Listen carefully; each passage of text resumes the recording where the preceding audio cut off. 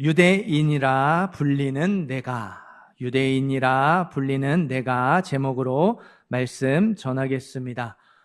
유대인들은요, 선택받은 민족이라는 자부심이 있었습니다.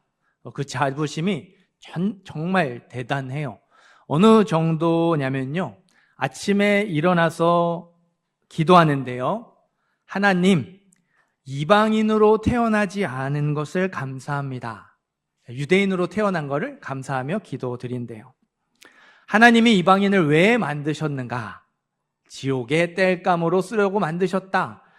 유명한 랍비의 가르침을 한 번쯤은 들어보셨을 거예요. 이런 글도 있어요.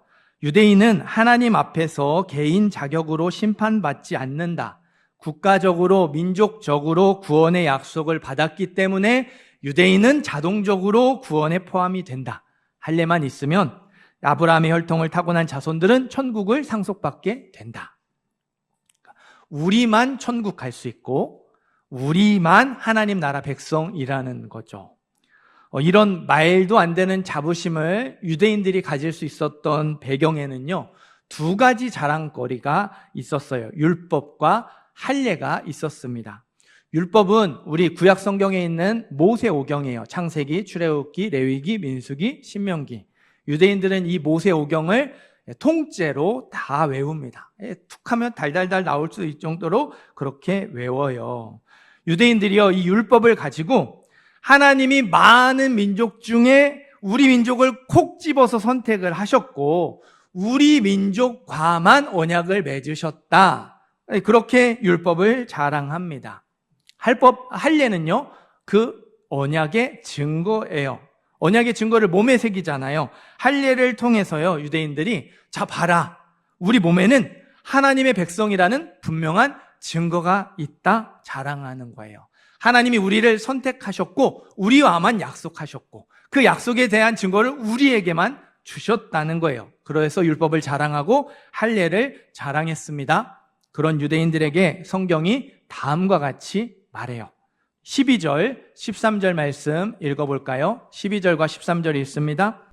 무릇 율법 없이 범죄한 자는 또한 율법 없이 망하고 무릇 율법이 있고 범죄한 자는 율법으로 말미암아 심판을 받으리라. 하나님 앞에서는 율법을 듣는 자가 의인이 아니요 오직 율법을 행하는 자라야 의롭다 하심을 얻으리니. 율법 없이 율법을 어긴 사람, 이제 이방인을 말하죠. 율법 없이 율법을 어긴 사람만 심판받는 것이 아니다. 율법을 알고, 그러니까 유대인이죠. 율법을 알고 율법을 어긴 사람도 심판을 받는다. 너희는 율법 없는 사람은 악인, 율법 있는 사람은 의인, 그래서 이방인은 악인, 유대인은 의인 이렇게 생각하지만 진짜 의인은 율법을 행하는 사람, 율법을 지키는 사람이 의인이다. 성경이 이렇게 말해요. 율법을 가지고 있는 유대인에게 너희가 의인이 아니라고 말하는 거예요. 율법을 지키는 사람이 의인이라고 말합니다. 예수님은 율법을 완성하러 오셨어요.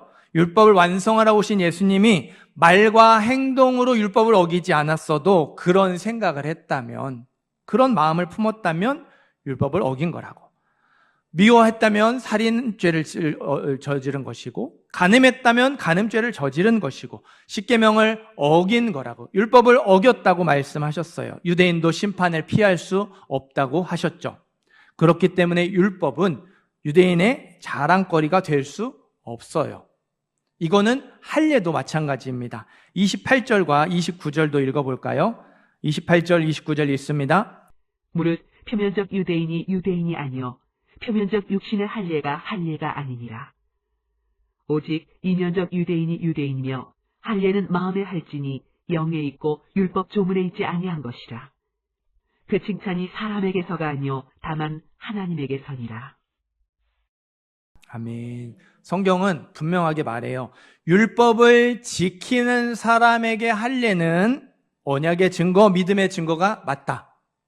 그러나 율법을 지키지 않는 사람에게 할례는 언약의 증거가 아니다. 율법을 지키지 않는 사람에게 할례는 언약의 증거가 될 수 없다. 유대인은 이스라엘 민족만 하나님의 백성이라고 생각을 하고 하나님의 백성이 되려면 우리처럼 할례를 받아야 한다고 생각을 했는데 성경은 진짜 하나님의 백성은 마음의 할례를 받은 사람이라고, 믿음으로 구원을 받은 사람이 하나님의 백성이라고 말하죠. 그래서 예수님은 유대인들에게요, 너희가 아브라함의 후손이라고 자랑하지 말아라. 너희가 정말 아브라함의 후손이라면 아브라함처럼 믿음으로 살아가야 한다. 하나님은 능히 이 돌들로도 아브라함의 후손이 되게 하실 수 있다 경고하셨어요. 사도 바울은요, 혈통으로는 이스라엘 민족만 아브라함의 후손이 될 수 있지만 영적으로는 누구나 아브라함의 후손이 될 수 있다. 성경의 진리를 선포했어요.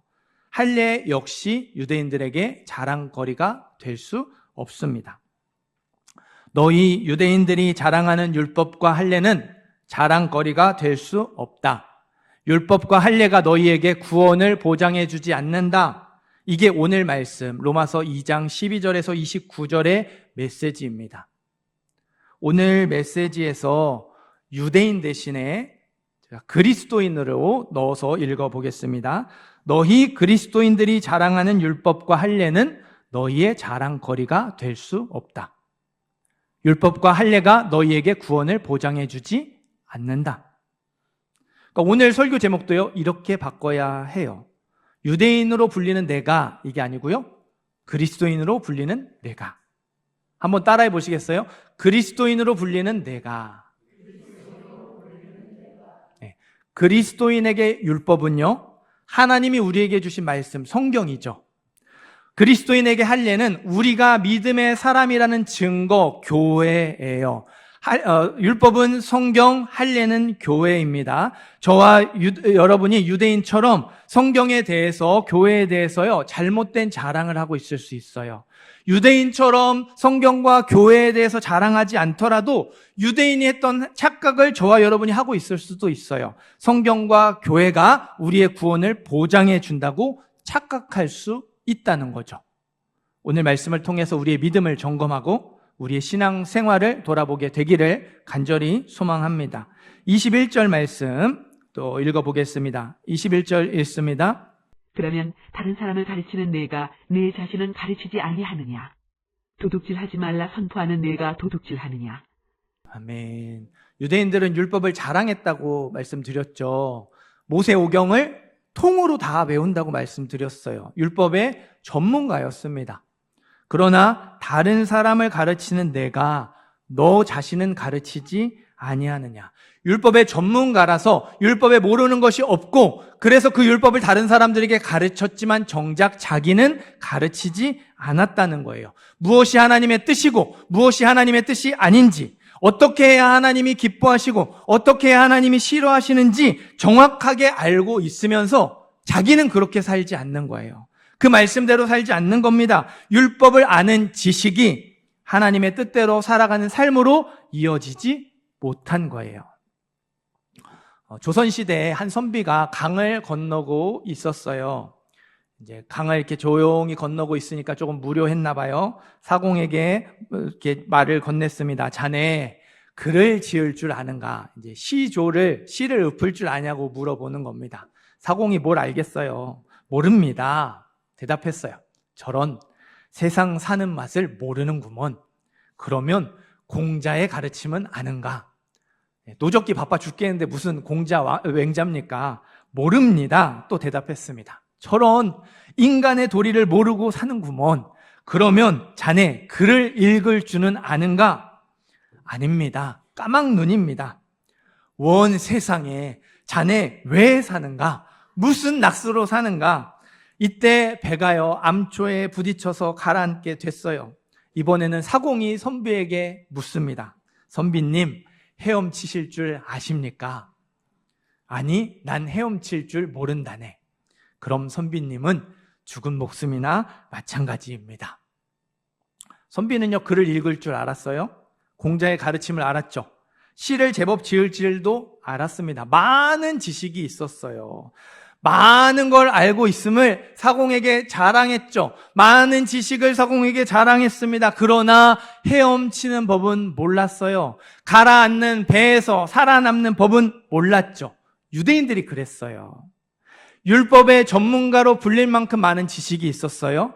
다른 사람에게 율법을 가르칠 정도로 많은 지식을 자랑했습니다. 내가 전문가라고 자랑했어요. 그러나 그 율법 안에 있는 구원의 길, 살아남는 법은 몰랐죠. 율법 안에 있는 구원의 길, 살아남는 법을 몰라서 하나님의 뜻이 무엇인지 알면서도, 하나님이 무엇을 기뻐하시는지를 알면서도, 정확하게 알면서도 그대로 살지 않았어요. 사랑하는 성도 여러분, 우리는 어떻습니까? 우리가 착각하는 것 중에 하나가요, 성경 지식이 많은 사람이 믿음이 좋은 사람이라는 거 착각하죠. 성경을 너무 빠삭하게 잘 알고 있어서 이건 이런 말씀이고 이런 건 이런 뜻이야, 그래서 이렇게 살아가야 해 가르쳐 줄 수 있는 사람이 믿음이 좋다고 착각하죠. 그래서 저와 같은 목회자들이 믿음이 좋다고 오해해요. 여기 계신 분들 중에요, 제가 성경 지식이 제일 많을 수 있죠. 하지만 여기 계신 분들 중에 제가 믿음이 가장 좋다고 말할 수는 없어요. 저보다 믿음 좋은 분들이 계셔요.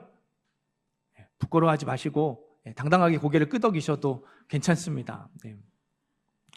물론 성경 지식이 있어야지 바른 믿음을 가질 수 있죠. 하나님이 어떤 분인지를 잘 알고 바르게 알아야 우리가 올바른 믿음을 가질 수 있어요. 그래서 여러분이 할 수 있는 한 성경의 전문가가 되시기를 바라요. 성경을 많이 읽으시고 또 듣고 배우시며 묵상하고, 그래서 말씀이 많이 마음에 새겨져야 합니다. 그러나 그 성경 지식이요, 아는 걸로 끝나서는 안 되죠. 성경 안에 있는 구원의 길, 성경 안에 있는 살아남는 법을 발견해야 해요. 아무리 성경 지식을 많이 알고 있으면 뭐해요? 우리 인생의 배가 암초에 부딪힐 때 그 성경 지식이 내 영혼을 살리지 못한다면, 우리 인생의 배가 암초에 부딪힐 때 그 성경 지식이 내 영혼을 지키지 못한다면 그게 무슨 소용이에요? 성경이 진리라면서요. 성경이 정말 진리라면 좋을 때만 내 영혼을 지키는 것이 아니라 나쁠 때에도 내 영혼을 지킬 수 있어야 하지 않겠어요? 정말 절망스러울 때, 내가 정말 견디기 힘들 때에도 그 지식이 내 영혼을 살릴 수 있어야 하지 않겠습니까? 그게 진리죠. 23절 보세요. 율법을 자랑하는 내가 율법을 범함으로 하나님을 욕되게 하느냐? 기록된 바와 같이 하나님의 이름이 너희 때문에 이방인 중에서 모독을 받는도다. 성경이 진리라고 하면서 진리에 순종하지 않는 것은요, 하나님을 욕되게 하는 겁니다. 예수 믿지 않는 사람이 우리에게 손가락질 하도록 만드는 일이래요. 우리의 성경 지식이요, 순종으로 이어져야 돼요. 머리에 있는 성경 지식이 가슴으로 내려와야 해요. 생각을 바꾸고 마음을 움직이는 능력이 되어야 합니다. 삶을 변화시키는 능력이 되어야 해요. 성경 지식이 많은 사람이 믿음 좋은 사람 아니에요. 성경 지식이 부족하더라도 알게 된 말씀, 깨달은 말씀에 순종하는 사람이 믿음 좋은 사람입니다. 성경 지식이 순종으로 이어지는 저와 여러분이 되기를 간절히 소망합니다. 25절 말씀 읽겠습니다. 25절 읽습니다. 내가 율법을 행하면 할례가 유익하나 만일 율법을 범하면 내 할례는 무할례가 되느니라. 아멘. 그리스도인에게 율법은 하나님이 우리에게 주신 말씀, 성경이라고 했어요. 그리스도인에게 할례는 우리가 믿음의 사람이라는 증거, 교회입니다.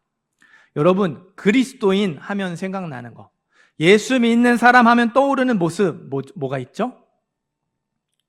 주일날 교회 와서 예배 드리는 거, 이 자리에 있는 거, 이게 대표적인 예수 믿는 사람의 모습, 그리스도인의 모습이죠. 주일날 교회 와서 예배 드리는 것, 교회에 등록하고 교회 성도로, 교회 식구로 전도회, 구역회, 모임에 참여하는 것, 이런저런 사역을 할 때 또 봉사하고 헌신하는 것, 직분자, 교사로 여러 모양으로 봉사하고 헌신하는 것, 교회에서 일어나는 일, 교회 일하는 것이 우리가 예수 믿는다는 증거, 우리가 예수 믿는다는 증거로 나타나는 여러 가지 모습이죠. 그런 우리의 모습을 보면서 저 사람이 예수 믿는 거구나, 저 사람 그리스도인이구나, 사람들이 판단합니다. 그런데요, 성경이 이렇게 말해요. 네가 율법을 행하면 할례가 유익하나 만일 율법을 범하면 너의 할례는 무할례가 되느니라. 순종하는 사람의 교회 활동, 순종하는 사람의 예배, 순종하는 사람의 헌신은 믿음의 증거가 맞아요. 그러나 순종하지 않는 사람의 교회 활동, 순종하지 않는 사람의 예배, 순종하지 않는 사람의 헌신과 봉사는 믿음의 증거가 될 수 없습니다. 믿음이 없어도 주일마다 예배 드릴 수 있거든요. 전도회와 구역으로 모일 수 있어요. 믿음이 없어도 이런저런 모양으로 헌신하고 봉사할 수 있습니다. 교회 활동이 믿음의 증거가 맞지만 동시에 믿음의 증거가 아닐 수도 있는 거예요. 그래서 성경이 경고합니다. 예수 믿지 않으면서 나는 할례 받았으니까 하나님의 백성이다 자랑했던 유대인들처럼 너희가 착각하면 안 된다. 믿음이 없어도 그런 것들을 할 수 있으니까. 믿음이 없어도 예배 드릴 수 있고, 믿음이 없어도 예배에 안 빠질 수 있고, 믿음이 없어도 직분자 될 수 있고, 교회 봉사할 수 있으니까 그걸로 너의 믿음이 좋다고 오해하면 안 된다. 너의 믿음을 점검해보라 경고합니다. 다 그런 건 아닌데요. 일부 그리스도인들이요, 자기가 출석하고 있는 교회의 모습과 자기의 믿음을 동일시해요. 목사님이 설교를 아주 잘하세요. 찬양이 엄청 은혜롭습니다. 뜨거워요. 기도도 너무너무 뜨겁습니다. 교회 훈련 과정, 성경 공부 프로그램 잘 되어 있어요. 국내 전도, 해외 선교 열심히 합니다. 지역사회 봉사도 잘 해요. 여기에 함정이 있어요. 우리 교회는 좋은 교회, 건강한 교회죠. 전도, 선교, 봉사, 예배 다 잘합니다. 그리고 나는 그 교회의 성도예요. 그리고 교회 예배, 교회 활동 열심히 해요. 그러니까 나도 믿음이 좋다고 착각하는 거죠. 좋은 교회에서 예배 드리고 좋은 교회에서 이런저런 활동하니까 나도 믿음이 좋아. 착각하는 거예요. 여러분, 한국에서 가장 건강하다고 생각하는 교회, 가장 그래도 이 교회 정도는, 이 교회는 진짜 좋은 교회라고 하는 교회 한번 떠올려 보세요. 그 교회 예배 때 늦는 사람, 그 교회 예배 때 졸거나 딴짓하는 사람 있을까요? 없을까요? 있어요. 네, 있어요. 그 교회에 일이란 일은 다 하면서 싸우는 사람, 갑질하는 사람 있을까요? 없을까요? 있어요.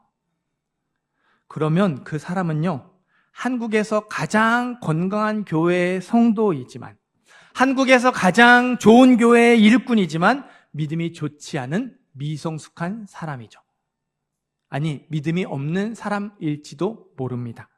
교회 안에 있는 비그리스도인일 수도 있다는 거예요. 여러분, 좋은 교회에 출석한다고 저절로 믿음이 생기지 않습니다.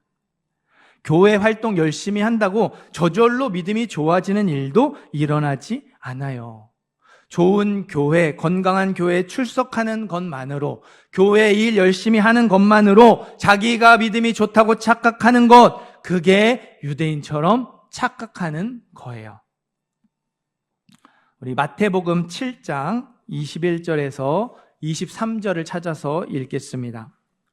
신약성경 맨 처음에 있는 마태복음 7장 21절에서 23절입니다. 마태복음 7장 21절에서 23절 찾으셨으면 함께 읽겠습니다.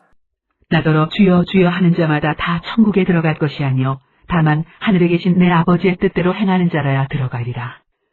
그날에는 많은 사람이 나더러 이르되 주여 주여 우리가 주의 이름으로 선지자 노릇하며 주의 이름으로 귀신을 쫓아내며 주의 이름으로 많은 권능을 행하지 아니하였나이까 하리니, 그때 내가 그들에게 밝히 말하되 내가 너희를 도무지 알지 못하니 불법을 행하는 자들아 내게서 떠나가라 하리라.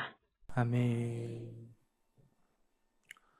여러분, 주의 이름으로 선지자 노릇했어요.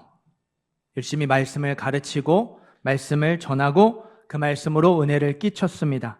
그 말씀으로 많은 영혼을 살렸어요. 주의 이름으로 귀신을 쫓아내고 주의 이름으로 많은 권능을 행했죠. 사람들이 할 수 없는 기적, 하나님만 하실 수 있는 기적을 행하면서 하나님의 살아계심을 보여줬어요. 많은 사람들로 하여금 하나님을 고백하고, 살아계신 분으로 고백하고 하나님을 인정하게 하고 하나님께로 돌아오게 만들었습니다. 그런 사람들에게 예수님이 말씀하세요. 내가 너희를 도무지 알지 못하니 불법을 행하는 자들아 내게서 떠나 떠나가라. 말씀으로 은혜를 끼쳤는데, 말씀으로 많은 영혼을 돌아오게 했어요. 기적을 행해서 하나님의 살아계심을 나타냈는데 그런 사람들에게 착하고 충성된 종아 칭찬해 주시는 게 아니고 너는 믿음 없이 그 일을 했다. 나는 내가 누군지 모른다. 내게서 떠나가라. 쫓아내겠다고 하세요. 그날에 많은 사람이, 한두 사람이 아니라 많은 사람이 이렇게 예수님께 말할 거라고. 내가 주의 이름으로 선지자 노릇했습니다. 내가 주의 이름으로 하나님의 역사를 나타냈습니다. 말할 거라고 하는 거예요. 당신은 나무입니까? 수도관입니까? 라는 질문이 있어요. 한번 따라해 보시겠어요? 당신은 나무입니까? 수도관입니까? 나무는 뿌리를 내려서 열매를 맺고 열매를 나눠주죠. 영양분을 받아서 자기가 먹고 뿌리를 내려서 또 자라서 그 영양분의 힘으로 열매를 맺어서 열매를 나눠줘요. 수도관은요, 뿌리를 내릴 필요가 없죠. 열매를 맺을 필요도 없습니다. 수도관이잖아요. 연결이 되어 있잖아요. 이렇게. 그러니까 받아서 그대로 쭉 전해주면 돼요. 쭉 그냥 흘려보내주면 돼요. 교회 일 열심히 하면서 은혜 끼칠 수 있어요. 하나님의 살아계심을 나타낼 수 있습니다. 말씀의 깨달음이 있어서 그 말씀으로 은혜 끼칠 수 있어요. 찬양의 감동이 있어서 찬양으로 은혜를 끼칠 수 있어요. 성령의 역사가 나타나서 하나님의 살아계심을 나타낼 수 있습니다. 그걸 수도관처럼 내가 아닌 다른 사람에게 다 전해주는 거예요. 나는 변화되지 않으면서 다른 사람만 변화시키는 거죠. 목회자로, 교회 일꾼으로 분명히 하나님께 쓰임받는 것 같은데 정작 내 안에는 남아있는 게 없어요.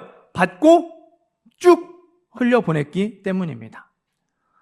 콩나물 이렇게 물 부으면 아래로 다 떨어지잖아요. 그죠? 콩나물은 다 떨어지는 거, 물이 그대로 떨어지는 것 같더라도 그 조금이라도 가집니다. 그래서 그 조금의 물로 자라죠. 콩나물은요, 그 정말 다 99%의 물을 쏟아내는 중에서도 1%의 물을 받아들여서 자라요. 근데 수도관은요, 그런 게 없어요. 남는 게 아무것도 없는 거죠. 다 보내는 거예요. 왜 우리가 성경 지식을 많이 알려고 합니까? 왜 우리가 예배에 빠지지 않으려고 하죠? 왜 우리가 교회 일 열심히 하려고 합니까? 나 같은 죄인 구원해 주신 하나님의 은혜가 너무 고마워서 그렇게 하는 거죠.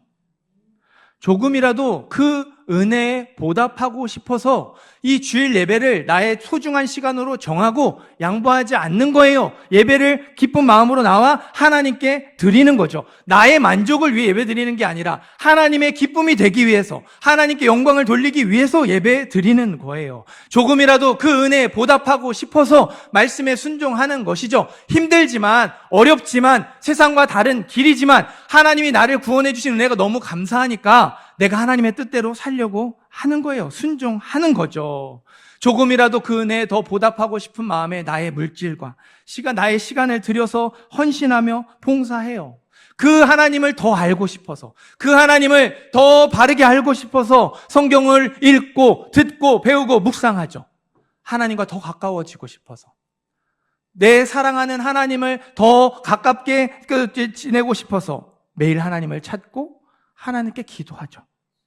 누구에게도 말하지 못했던 속마음을 하나님께만 털어놓는 거예요. 성경을 많이 알고 교회 열심히 다닌다고 구원받는 게 아니죠. 물론 처음에는 그럴 수 있어요. 언격결에 누가 교회 가자고 하니까 따라와서 그렇게 와서 긴가 민가 또 내 마음에 와닿는 것 없이 그렇게 할 수 있습니다. 그러나 그게 쭉 계속되면 안 되잖아요. 어느 순간에 그 예배의 자리에서 그 성경 지식 안에서 구원의 길을 발견하게 되고 살아남는 밥을 발견하게 돼서 내가 그 구원의 은혜를 깨닫습니다. 그러면 그 다음부터는 감사하는 마음으로 신앙생활하게 되는 거죠. 하나님을 사랑하는 마음으로 또 내가 성경을 보고 기도하며 헌신하고 봉사하는 거죠. 사랑하는 성도 여러분, 우리는 수도관이 아니고요, 나무가 되어야 해요. 저와 여러분의 교회 활동이 나를 변화시켜야 됩니다. 우리의 예배, 우리의 사역, 우리의 봉사와 헌신, 그 귀한 수고들이 남을 변화시키기 전에 나를 먼저 변화시켜야 돼요. 제가 100번, 1000번 설교하면서 여러분에게 은혜를 끼치고 여러분의 삶을 변화시켜도 그 설교가 제 삶을 변화시키지 않으면 마지막 날 주님이 저에게 똑같이 말씀하실 거예요. 내가 너를 도무지 알지 못하니 불법을 행하는 자여 내게서 떠나가라. 나더러 주여 주여 하는 자마다 다 천국에 들어갈 것이 아니요 다만 하늘에 계신 내 아버지의 뜻대로 행하는 자라야 들어가리라. 순종으로 믿음의 뿌리를 내려야 합니다. 순종으로 믿음의 열매를 맺어야 해요. 콩나물처럼 다 이렇게 흘려가는 것 같아도, 콩나물처럼 다 잃어버리는 것 같더라도 그 하나, 그 조금의 은혜의 물을 갖고 돌아가야 하는 거예요. 수도관으로 살지 않고 나무로 살아가는 저와 여러분이 되기를 간절히 소망합니다. 나는 성경 지식이 순종으로 이어지기를 원하고, 나는 나의 교회의 이 활동이, 나의 예배가 나를 변화시키는 나무가 되기를 원하는데, 근데 왜 나는 안 변할까? 나는 왜 항상 제자리일까? 하시는 분들 계실지 모르겠어요. 지금 우리가 성경을 필사하고 있는 목회서신의 답이 있어요. 디모데후서 3장 5절을 제가 읽어드리겠습니다. 경건의 모양은 있으나 경건의 능력은 부인하니 이 같은 자들에게서 내가 돌아서라. 다시 읽어드릴게요. 경건의 모양은 있으나 경건의 능력은 부인하니 이 같은 사람들에게서 내가 돌아서라. 경건의 모양, 신앙생활의 형식은 있는데 경건의 능력, 영적인 힘은 없는 거예요. 구원의 은혜가 없는 거죠. 믿음의 힘이 없는 거예요. 우리 안에 경건의 모양은 있는데 경건의 능력이 없어서, 경건의 능력이 부족해서 우리가 제자리일 수 있습니다. 그런 마음이 있는데도 변화되지 않을 수 있다는 거예요. 간혹 보면 주일 예배 때 조는 분들이 계셔요. 피곤해서 졸 수 있습니다. 여러분들 조는 분들한테 뭐라 그러시면 안 돼요. 하나님이 사랑하시는 자에게 뭘 주신댔어요? 네, 잠을 주신댔어요. 예. 그것도 은혜예요. 예. 그 시간들 또 그런 것도 있죠. 이렇게 예배 시간에 잠깐 졸고 했는데 일어났는데 되게 개운해요. 예, 피곤해서 졸 수 있습니다. 육체가 피곤하고 한 주의 삶이 너무 고됐기 때문에 피곤할 수 있어요. 근데 문제는요, 피곤하지 않은데도 조는 경우가 있어요. 그게 어쩌다 한번 조는 게 아니라 매주 예배 때마다 조는 경우가 있습니다. 대부분은요, 영적으로 상태가 좋지 않을 때 그래요. 그러니까 어떨 때 예배가 집중이 안 될 수 있어요. 말씀이 안 들릴 수 있어요. 그러면 여러분 이렇게 딴 생각하면서 이렇게 버티시잖아요. 근데 영적으로 상태가 안 좋은 사람들은 그 버티는 것도 못 하는 거예요. 그러니까 자기도 모르게 자기 의지와 상관없이 잠이 쏟아집니다. 잠들어요. 그리고 깨지 못하죠. 푹 이렇게 잡니다. 분명히 은혜 받고 싶어서 예배 왔어요. 내가 정신 차려야지. 내 상태가 좋지 않으니까 내가 예배 때 이렇게 예배자에 드려서 하나님 만나고 회복해야지라는 마음으로 왔는데 그 은혜를 받을 힘이 없는 거예요. 그러니까 자고 졸는 거예요. 제가 사역하는 중에 한 분의 이야기를 좀 소개하겠습니다. 이분이 삶에 좀 어려운 일들이 있었어요. 그래서 저에게 이렇게 이제 그 어려운 이야기들을 털어놓으면서 마지막에 이렇게 얘기를 하시더라고요. 내가 하나님을 믿고 싶은데, 정말 믿고 싶은데 안 믿어진다고. 그러니까 삶이 너무 힘드니까 그럴 수 있잖아요. 믿고 싶은데 안 믿어지는. 그래서 제가 그분에게 그래도 예배 포기하지 마시고 예배 자리에 잘 머물러 주세요. 예배 자리를 잘 지켜주세요. 부탁을 드렸어요. 그리고 그분이 제 부탁을 잘 들어주셨습니다. 저와의 약속을 잘 지켜주셨어요. 그분이 어떻게 예배를 드리셨을까요? 맨날 졸아요. 네. 맨날, 그러니까 피곤하지 않은데도 자기도 모르게 잠을 들면서 계속 고개를 끄덕이거나 깊이 잠드는 거예요. 그 시간이 제가 기억하기로는 꽤 오랜 시간 됐어요. 한 4, 5개월 이렇게 넘게 그렇게 시간이 지속이 됐습니다. 근데 그 어느 순간에 안 주는 거예요. 어느 순간에 이렇게 또렷하게 눈을 뜨고 저와 눈을 마주치면서 예배를 드리는 거죠. 이런 과정이 우리에게도 필요하다라는 거예요. 운동을 안 하다가 갑자기 하면 힘들기만 합니다. 운동을 안 했을 때보다 더 피곤해요. 내가 몸이 안 좋아서 운동을 해야 되겠다. 몸을 돌보고 몸을 건강하게 해야 되겠다. 운동을 했는데 안 했을 때보다 더 피곤하죠. 나름 꽤 열심히 한 것 같은데 뱃살이 하나도 안 빠지고 근육이 하나도 안 생겨요. 티도 안 나요. 그러니까 어떻게 해요? 안 해요. 몸이 안 좋아서 운동하기로 했는데 운동하니까 더 피곤하고 운동을 그래도 참고 했는데 티도 안 나니까 포기합니다. 그러니까 몸이 더 안 좋아지죠. 악순환이 반복이 되는 거예요. 그 효과가 나타나려면 꾸준히 하는 수밖에 없어요. 운동을 하는데 더 피곤한, 안 하는 것보다 더 피곤한, 이게 하는 게 맞나? 무슨 효과가 아무것도 없는 것 같은데 이 시간을 지나가야 되죠. 마찬가지예요. 영적인 힘을 키우려면요, 매일 하나님을 찾는 습관을 만드는 것밖에 없어요. 근데 영적인 힘이 없는 사람이 갑자기 기도하겠다고 기도했더니 막 뭐가 느껴지고, 막 이렇게 깨달아지고, 막 눈물이 나고 그렇습니까? 아니에요. 눈 감고 하나님 부르면, 이렇게 가스레인지 불이 꺼졌나, 켜졌나, 이런 것부터 생각나면서 온갖 잡생각들이 다 나요. 성경 한 장 딱 펴서 읽으려고 맘먹고 타가면은, 어때요? 까만 건 글씨고 하얀 건 종이에요. 안 들어옵니다. 근데 그 시간을 지나가야 한다는 거예요.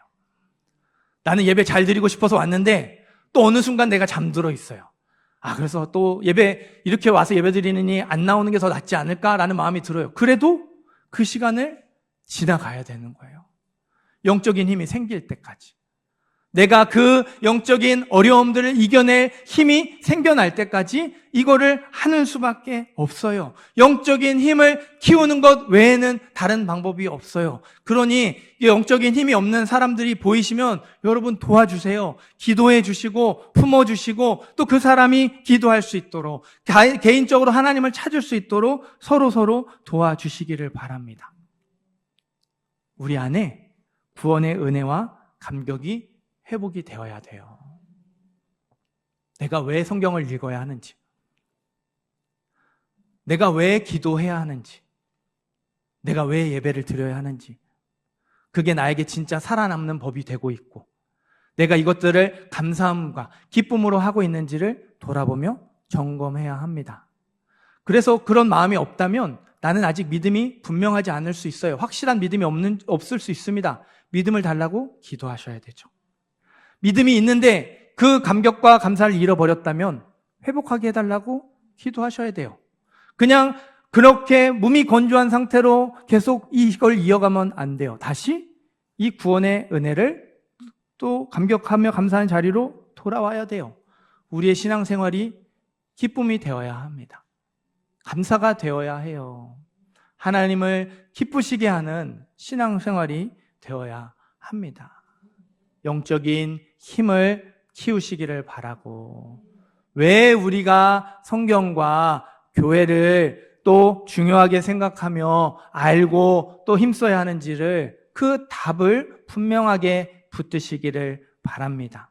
유대인처럼 착각하는 것이 아니라 우리가 분명한 이유를 가지고 확실한 믿음을 가지고 기쁨의 신앙생활을 하는 모든 성도님들, 모든 예배자들 되시기를 주님의 이름으로 축원합니다.